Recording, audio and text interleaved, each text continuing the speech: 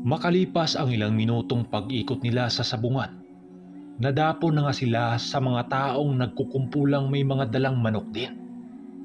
Nang makita sila ng ibang sabungerong papalapit ang pangkat nila doon, kaagad din naman silang sinalubong ng ibang sabungero at makalipas ang ilang minuto, nakahanap na rin si Goyo ng makakalaban niya sa manok niya. Sa pagkakataon na yon, nagpresenta itong sinuli ng, "Ano par, ako na lang ba ang magkakabit ng bulang? O si Leroy na lang?" Wika ni Nuli sa kaibigan niya. Nang marinig ni Goyo ang sinabi niya, kaagad naman yung pumayag dahil abala din sa pakipag-usap si Leroy doon kay Manong Duming at ni Nardo. Dahil matalik na kaibigan ni Nuli itong si Goyo, kaya't naawa din siya sa kaibigan niyang yun. Dahil palagi itong umuwi sa kanilang bahay na minsan talunan.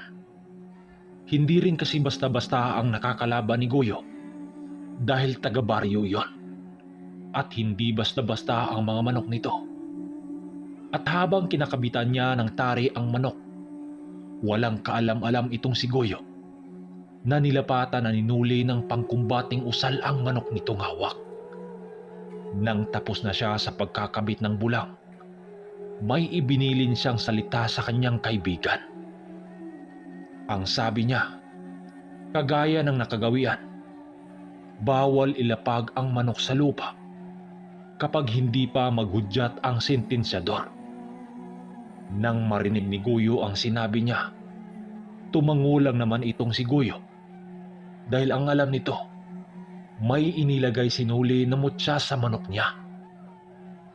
Nang tapos niya niyang sabihin kay Goyo ang mga salitang yon, ngumisi lang naman ito sa kanya dahil naramdaman nitong panalo na sila kapag sinuli na ang gagabay sa kanya.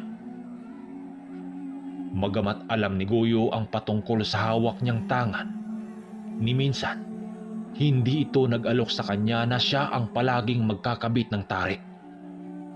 Ayon kay Nuli, may hawak naman talagang pampaswerte itong si Goyo.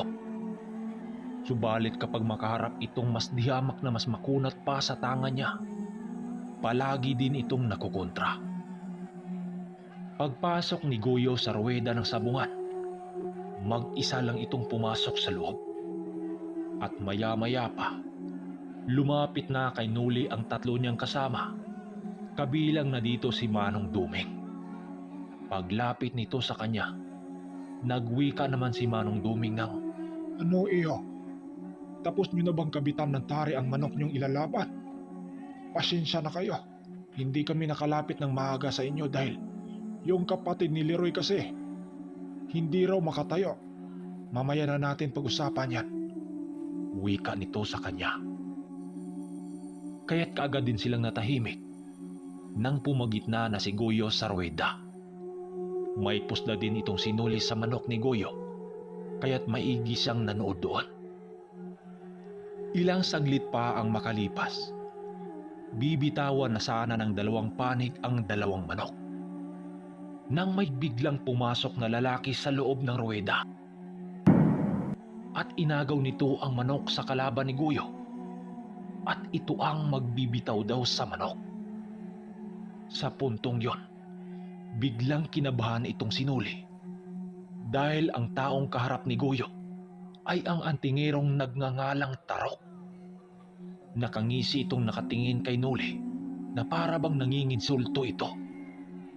Sa isang iglap lang, nag-uusal ito ng taimtim habang hawak nito ang manok.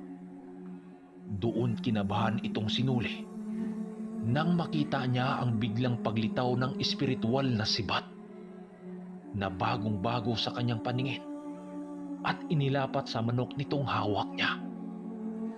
Alam niyang gamit ito sa kaliwa, kaya't alam niyang mapangwasak ito. Dahil hindi yun basta-bastang matawag kung wala kang kaugnayan sa mga engkanto. Tanging mga antingero lang ang makakita sa ganong sandata dahil nababalot ito ng sobrang napakalakas na sabulag.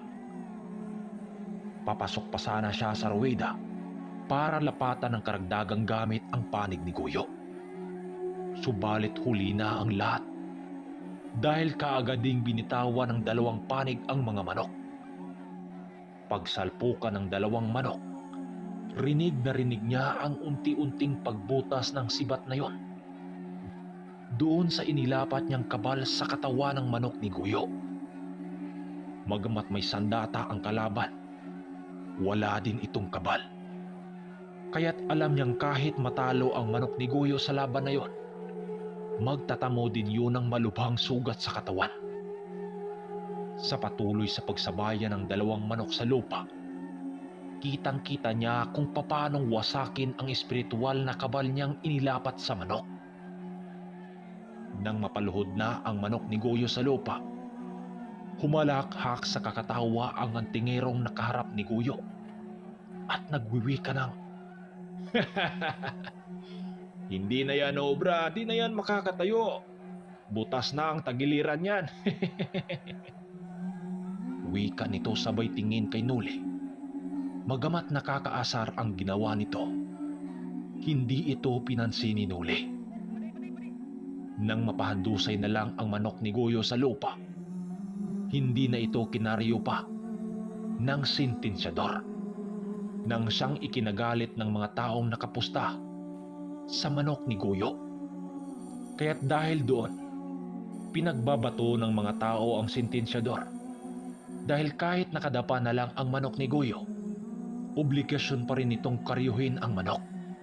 Subalit sa puntong yon, dahil sa kaguluhan na yon, nagbanta ang pinuno ng sabungan na kung hindi matigil ang kaguluhan, itigil ang sabong hanggang pagsapit ng fiesta. Kaya't dahil doon, kaagad ding kumalma ang mga tao at pinalitan ang taga-karyo. Paglabas ni Goyo sa ruweda, ang sabi nito kay Noli ay, "Malas, hindi nakapurma sa antingirong yun ang pambato natin eh. Mukhang nakontra yata ang ginamit mong, alam mo na." Wika nito. Matapos marinig ito ni Noli, hindi naman siya nakasagot dahil tila ba napahiya siya sa kanyang kaibigan. May nalalaman pa kasi siya na pamahiin eh. Subalit alam ni Noli na dahil nakampante siya sa kalaban, hindi niya ginamit ang tinatagong abilidad na kanyang nalalaman. Lumapit na rin si Manong Duming kay Noli at nagsalita ng,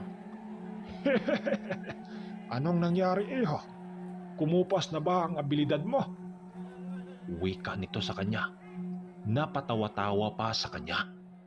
Dahil sa reaksyon ni Manong Duming, itong sinuli naman, natawa na rin dahil sa tanong ng matanda. Ang sabi niya, "Di ko akalain, Manong na magawang butasin ng kalaban ang ikinarga ko doon." Wika niya dito. Nang matapos ng matanggal ni Guyo ang tari sa manok, panay naman ang pagsisipat nito kung saan ang mutyang itinali doon ni Noli. Napatitig ito sa kanya at bahagyang ngumisi. Si Noli naman, medyo napahiya siya dito. Hanggang sa nilapitan sila ng antingerong nakalaban ni Guyo kanina, habang patawa-tawa nakatingin sa kanilang dalawa. At paglapit nito kay Guyo, hinaplos-haplos nito ang ulo ni Guyo habang nagsasalita ng, "Ano, Ribansa?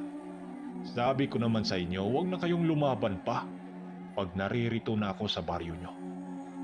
Kahit baryo nyo pa to, kapag ako ang napadpad dito ni isang manok nyo hindi yan makapalag. Di ba, Guyo? Maniwala kayo, kahit yan pa ang kasama mo ang magbibitaw, hindi yan makapalag." Wika nito sabay tingin kay Nuling, nakaupo sa may bato. Si Guyo naman nun, parang putang pinaamo ng isang amo. Nang mapansin ni Guyo na hinawakan ng bagya ang ulo niya ng lalaki, kaagad naman itong hinawi ang kamay ng lalaki habang walang imik. Dahil sa inasal ng lalaking yon, Hindi naman matiis ni Nuling basta-basta na lang ganunin ang kaibigan niya.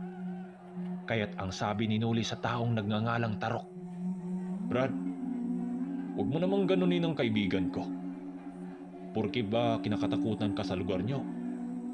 Pati ba naman dito sa baryo namin? Ganyan kayo? Tigilan mo yan. Baka nakakalimutan mong teritoryo namin to." Wika ni Nuli dito habang tumayo na. Dahil sa sinabi ni Nuli, napatitig naman ang antingero sa kanya habang patawa-tawang nagsalita ng, "Kalma lang, hindi ko naman kayo inaano eh. Tinatanong ko lang tong kaibigan mo kung ilaban ba niya tong isa niyang tandang. Para maging masaya naman ang pagdayo namin dito, di ba?" Wika nito sabay tumalikod sa kanila. Subalit pagtingin niya sa ulo ng kaibigan niya, kitang-kita niya ang testing na iniwan nito sa ulo ni Guyo. Dahil sa kanyang nakita, susundan na sana niya ang taong yun upang kumprontahin. Subalit pagtayo niya, nasa likuran niya si Manong Duming. Hinawakan nito ang damit niya habang nagwiwika ng, Oy, kalma ka lang. Hayaan mo. Madali lang naman yang tanggalin eh. Kalma ka lang dyan.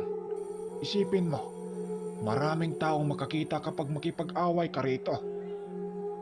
wika ni Manong Duming doon kay Nuli. Dahil sa sinabi nito, kaya't napahinga na lang itong sinuli ng malalim dahil na rin sa inis. Matapos nun, dali-daling tinanggal ni Manong Duming ang testing na itinanim ng lalaki doon sa ulo ni Guyo. Tinanggal ni Manong Duming sa ulo ni Guyo na hindi nararamdaman. Delikado kasi ang mga subok para sa mga ordinaryong mga tao dahil nagdudulot ito ng hindi magandang pakiramdam sa katawan. Makakaramdam ka dito ng labis na pagkahilo at pagsusuka, at kapag hindi kayanin ng katawan mo, maaari mo itong ikakamatay. Nang makuha na ni Manong Duming ang bagay na yun sa ulo ni Guyo, ang sabi nito, Nako, sa susunod iho, huwag kang papayag na hawakan ng ibang tao ang ulo mo. Baka mamaya, taniman ka pa ng lason. Mahirap na. wika dito ni Manong Duming. Ang sagot naman ni Guyo matapos niya yung marinig, "Bakit, Manong? Tinaniman ba ako ng demonyong yon?" Wika nito dahil hindi pinahalata ng matanda na may ginawa ito para maalis ang lason. Dahil kapag malaman yun ni Guyo na may tinanim sa kanya ang lalaking yon, kahit takot ito doon, magiging matapang yun at baka magwala pa sa lugar. Makalipas ang ilang minuto, hanggang sa bumalik ang antingerong na nagngangalang Tarok.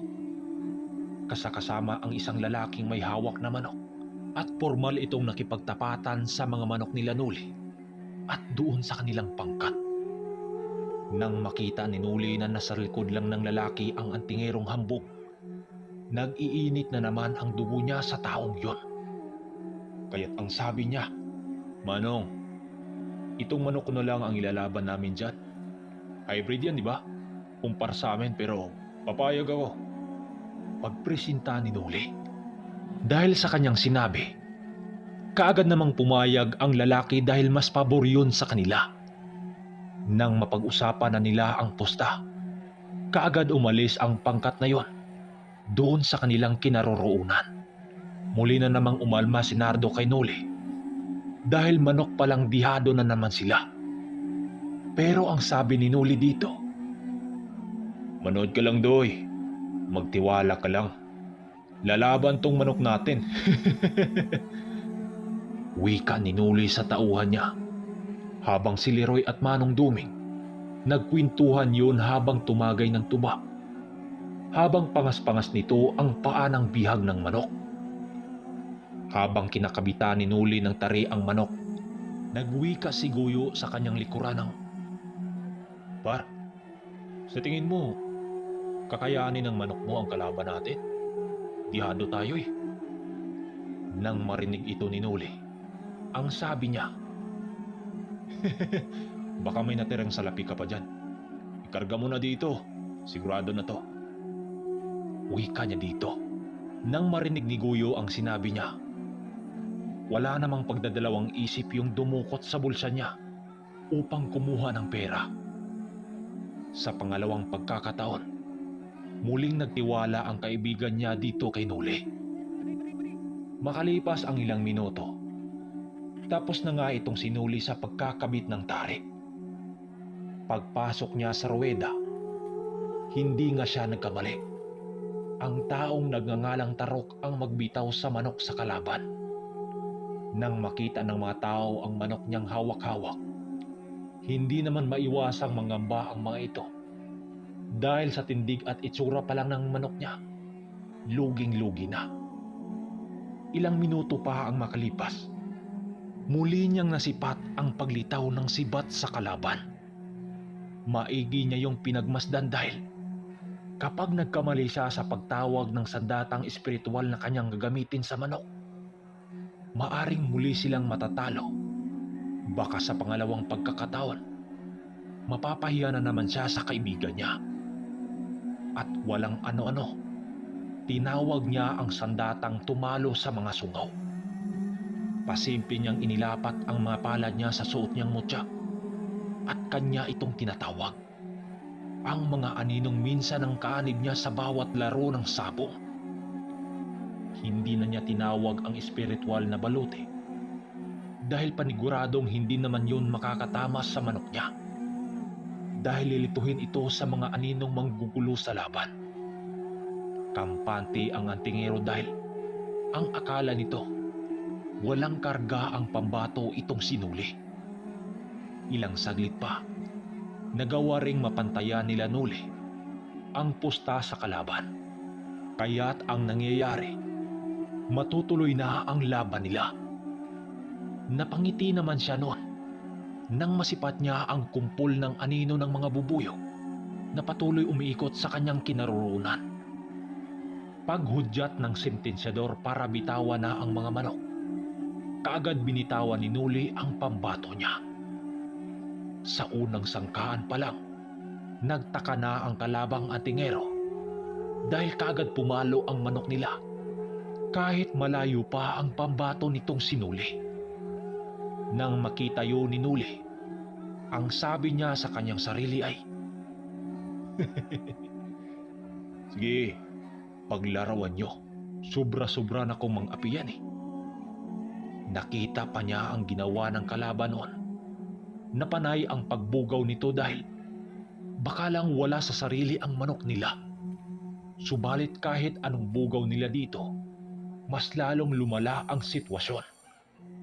Hanggang sa magsabayan ng sangkaan ng dalawang manok. At doon nagulat si Nardo.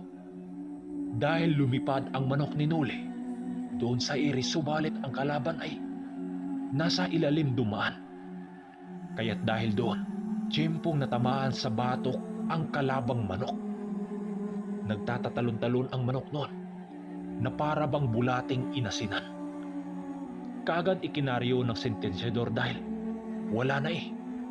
Nangingisay na ang kalabang manok. Kaagad kinuha ni Nuli ang manok at lumabas ng ruweda habang si Guyo naman kinuha ang napakalaking panalo nila sa laban. Tuwang-tuwa naman ang pangkat nila dahil halos triple ang panalo nila dahil tumanggap sila ng pusta sa limayado. Hanggang sa humingi na naman ng ribansa ang kalaban at gamit-gamit pa rin nila Nuli ang iisa nilang tandang ng hapon na yon. Subalit kahit anong gawin ng kalaban, hindi talaga sila obra sa ipinamalas na abilidad nitong sinuli. Doon na pagtanto ng tatlong antingero na hindi basta-basta ang antingerong minamaliit nila. Dahil ni isang sandatang ipinamalas ni Nuli, wala silang nararamdaman ang kalaban. Dahil ni isang sandatang ipinamalas nitong sinuli, walang nararamdaman ang kalaban nilang antingero. Maliban lang kay Nuli na tumagos ang paningin niya sa kalaban sa ginawa nitong sabulag sa kanilang mutya. At matapos nun, Lumabas na muna sila ng bahagya papunta sa mga antingerong nagsubukan sa hindi rin kalayuan ng sabungan. Kagaya ng dati, may nagpabaril ng mutya. Hatawin ka ng buti, tatalon sa bubog, at magpapataga ka. Subalit nagulat na naman ang mga antingerong bagito doon. Dahil sa nakainom na ang ermitanyo, may nagawa itong hindi lubos akalain ng mga antingero doon. At paabang sa Fort 48, dahil susubukang paslangin itong sinuli ng 3 antingerong nakaalitan niya doon. Nang makalapit na sila sa mga antingerong nagsusubukan sa kanilang mga agimat, si Manong Duming naman noon, nanatiling nakatingin lang ito sa gilid habang nakaupo sa putol na kahoy. Kaya't itong sinuli, naaliw na rin sa mga ginagawa ng ibang sumubok doon. Habang si Leroy at Goyo naman, hindi na yun nakatiis pa at lumapit na talaga sa mga tao. Bali ang lugar kasi nila Nuli noong 1989, dinarayo ito ng mga antingero dahil palagi itong may magaganap na subukan sa tuwing fiesta. Habang nagmamasid lang itong sinuli malapit kay Manong Duming, nagwika naman ang matanda sa kanya ng, Iho, mas maraming antingero ang dumayo ngayon kumpara nung una. Mga dayo ba sila? tanong nito sa kanya. Matapos ito sabihin ni Manong Duming, sumagot naman itong sinuli ng, Marami din, Manong. Dahil bukod sa may subukan sa bakuran namin nung una, andito ang iba. Di lang tayo napadpad nung una dito dahil, di ba galing ka pa nun sa bundok? Oo nga pala, Manong. Batid kung di ka na dumalaw sa bundok Yung mga alaga mong hayop, sino nag-aalaga? wika niya dito. Nang marinig ito ni Manong Duming, ngumisi lang naman ito at nagsalita ng, Bakit, iho? Pinapauwi mo na ba ako? Iniwan ko sa isa kong disipulo ang mga alaga ko. Nagpaalam naman ako sa kanya bago ako umalis. Ang sabi ko sa kanya, babalik ako doon kapag buhay pa ako. wika nito sa kanya na may halong pagbibiro. Nang marinig ito ni Nuli, ang sabi niya, Hindi naman, Manong. Natutuwa nga ako na palagi ka rito At isa pa, marami ka nang naitulong sa akin at sa buong pamilya namin Matapos ito sabihin ni Nuli, napatitig naman silang dalawa sa mga 3 kalalakihan na naglalakad paparating sa mga antingerong nagsusubukan. Ito yung pangkat sa nagngangalang Tarok. At batid nila Nuli noon, nasasali ito sa subukan ang 3 na yon. Hindi sila nakita ng mga ito dahil nasa likod sila ng malaking kahoy. Pagkalapit ng 3 sa mga antingerong naroroon, doon na pagtanto nila Nuli, nakilala ng 3 antingero ang ibang dumalo doon. Dahil nung paglapit nito, kinamayan sila ng leader ng subukan na may hawak na baril. Para kay Manong Duming, ordinaryo na sa kanya ang barilin ang medalyon mo. Ang pinagbabasihan kasi ng ibang antingero doon, kapag hindi tinabla ng bala ang medalyon mong agimat, ibig sabihin nun, malakas ang kabal nun. Pero ayon kay Manong Duming, meron naman talagang karga ang mga agimat na binaril.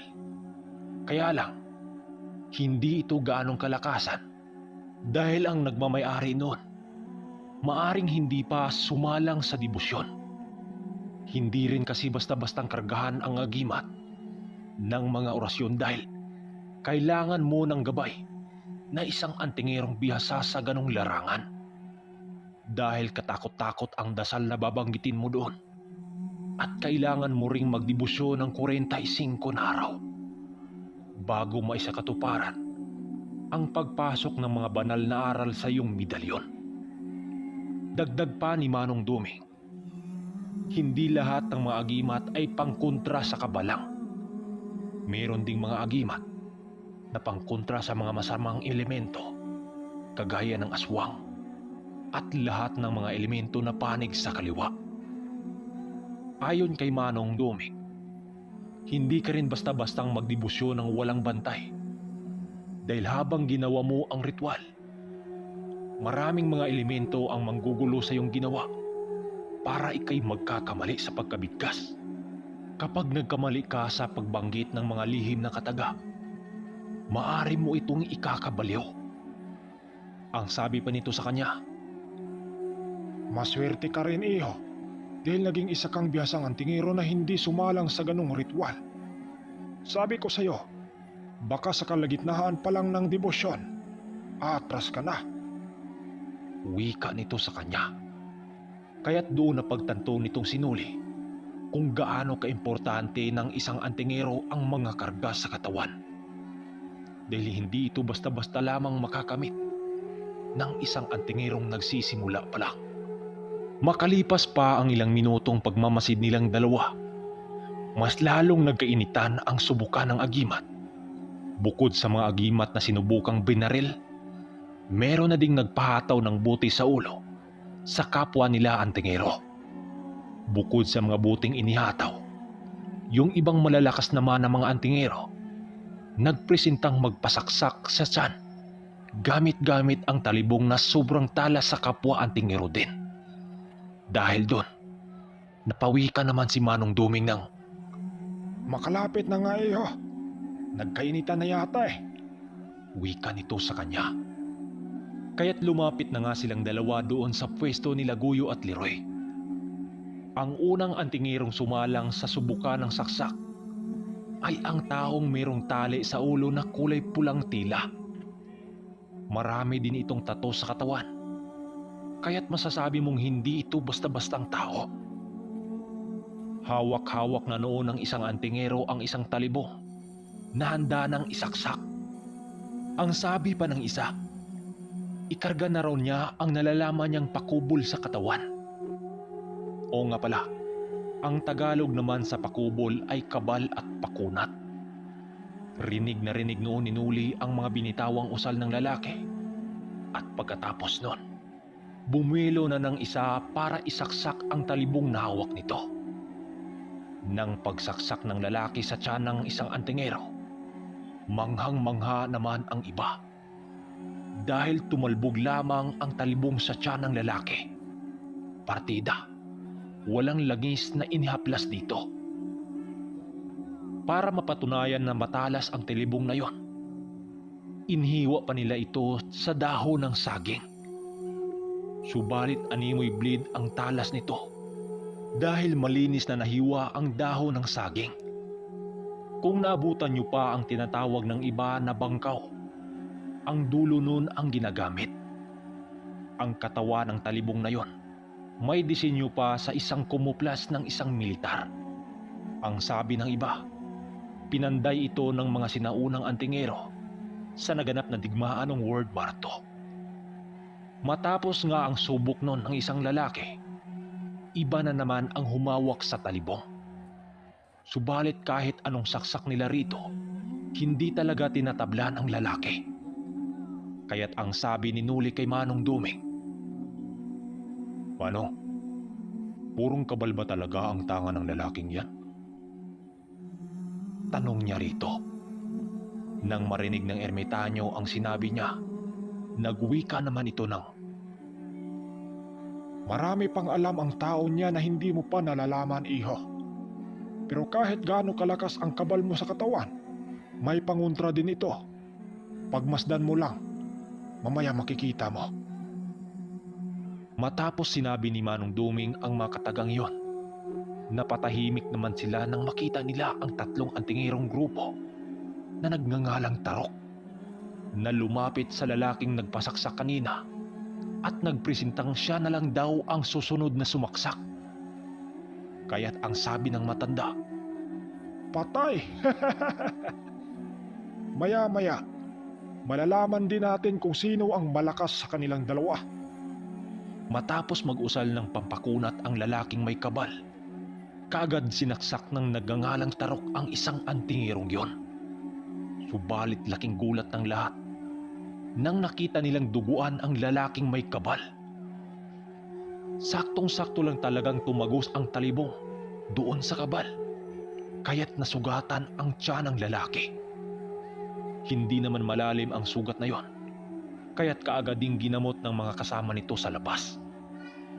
Dahil sanay na ang mga tao sa mga sugat-sugat, parang wala lang dito sa kanila. At doon napatunayan ni Nuli na talagang may pangontra sa kabal, ang nagngangalang Tarok na antingero. Habang nakamasid silang dalawa, may lumapit sa kanila na isang lalaki na may bitbit na tuba. Hindi nila ito pinansin sa pag-aakalang hindi sila ang pakay nito. Subalit nagtataka silang dalawa nang huminto ito sa kanilang dalawa at nagwiwika kay Manong Duming ng, "Manong, taga rito ho ba kayo?" Tanong nito sabay umupo sa kanilang harapan. Dagdag pa nito, "Nasasayahan ho ba kayo sa palabas? O, sayo muna to, Manong." Wika nito sabay abot sa basong naglalaman ng tuba. Nang tinanggap ito ni Manong Duming, kasabay naman ang pagtitig nito sa mukha ng lalaki. Kaya ito napatitig sa lalaki dahil may lasong halo ang tuba sa baso. Kahit napawika ang matanda ng, Ano bang atraso ko sa'yo, iho? Bakit binalak mo kong lasunin? wika nito sa lalaki. Nang marinig ng lalaki ang sinabi ni Manong Duming, ang sabi lang nito ay, "Alam kong subukan ang pakay nyo rito, Mano. Kaya inunahan ko na kayo. Kapag hindi ka tinabla ng laso na yan, diyan ako bibilib sa'yo. Alam mong may lason yan. Nasa sayo lang kung iinumin mo yan." Wika nito kay Manong Duming. Dahil sa nangyari, halos nakatingin sa kanila ang lahat ng mga tao. Nang malaman ni Manong Duming na yun ay subok para subukan ang karga niya, napatawa naman ito habang nagsalita ng, Sigurado kang lason nito. Matikman nga. wika nito sabay yarok sa baso. Nang mga lahati na ang laman ng baso, napaatras naman ang lalaki habang nanglaki ang mga mata nito. Maniwala man kayo o hindi, pinangas ng ermitanyo ang baso at nginuya-nguya at kinain ang bubong. Dahil sa nangyari, maging si Nuli at Leroy ay parang nanigas sa kanilang inuupuan. Dahil animoy kumakain lang ng chicharon ang ermitanyo at dinilaan pa nito ang mga daliri. Ayan, iho. Tapos na. Wika nito sabay tumayo at naglalakad papunta sa isang altar ng subukan. Pinagtinginan ito ng mga antingero dahil kinuha nito ang isang bangkaw o spear sa Ingles doon sa likod ng altar. Ayan na, ang sabi ni Nuli, lasing na yata si Manong Duming. Naglalakad ito sa gitna ng subukan. Dala-dala nito ang isang sibat na may napakatalas na dulo. Ang sabi ng iba ay, "Manong, wag yan, nakakamatay yan." Wika nito kay Manong Duming. Hinayaan lang ito ni Nuli dahil kahit nakainom ito, alam nito ang ginagawa niya. Nagpresenta noon ang matanda na magpasibat siya sa mga antingero doon. Subalit ni isa walang pumayag dahil napakapeligro ng gagawin nito. Dahil kapag makontra ang kabal mong tangan sa katawan, talagang tagusan ito sa katawan mo. Paalala lang ha, hindi magkapariha ang kabal na tangan ng bawat antingero. Balik tayo sa kwento. Dahil nga walang naglakas loob na siya'y sibatin, isasauli na sana yun ng matanda nang bigla itong nilapitan ng isang antingerong nagngangalang Tarok. Nagsabi ito na siya na lang daw ang gagawa dahil walang may isang naglalakas loob. Nang malaman ni Nuli na yun ang sisibat sa maestro niya, labis naman ang pag-aalala niya rito dahil panig yun sa kaliwa. Kaya't wala yung takot sa kaluluwa, nasaktan ang matanda. Gusto man niyang pigilan ang matanda, subalit alam niyang hindi pa ito lasing. Kaya't alam pa nito ang kanyang ginagawa. Nakasandal noon itong si Manong Duming sa may katawan ng puno ng duhat, habang nakabuka ang dalawa nitong mga kamay at nag-uusal sa mahinang busis. Handa na nga itong sibatin sa antingerong nagangalang Tarok at parang masayang-masaya pa ito. Nakalagay noon ang sibat sa lupa sa may harapan ni Manong Duming at handa na nga itong kunin ng antingero para sibatin itong ermitanyo. Matapos magkarga ng pangontra-kabal ang antingero, hinawakan na nga nito ang sibat na gawa sa purong bakal. Pero may nangyari na hindi nila lubos akalain. Nang hindi pa man ito nabuhat ang sibat, binitawan na nito ang sibat dahil natuklap ang balat nito sa kamay.